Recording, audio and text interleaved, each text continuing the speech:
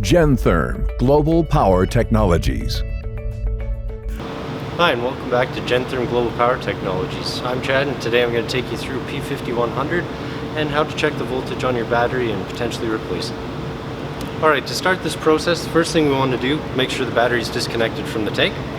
Be sure when you're removing these little clips that you pull by the connector, not by the wires. Once we've got those off, we're going to grab a voltmeter, set it to voltage, and then there's a plus and a minus. We're just going to measure those poles straight across. So in this battery we've measured a voltage of about 2.6 volts. This is way too low for this generator. We're looking for 5.5 minimum, preferably over 6 volts.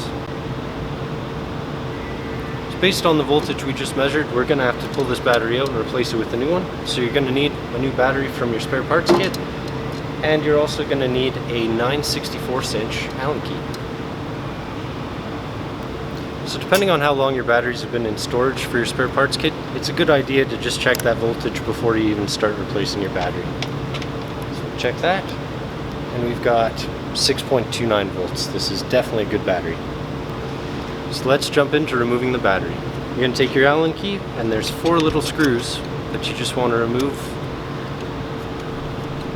on either side of the battery.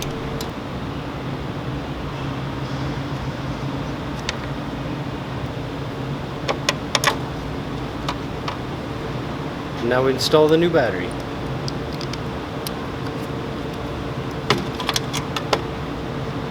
So one thing you want to make sure as you're installing this battery is that you don't pinch either of these wires behind it. Now that you've got your 4 screws reinstalled, you just want to look for the negative and the positive terminals. Make sure that the brown goes to the negative side and the white to the positive side. As you can see, we have power. Gentherm Global Power Technologies. Power where you need it.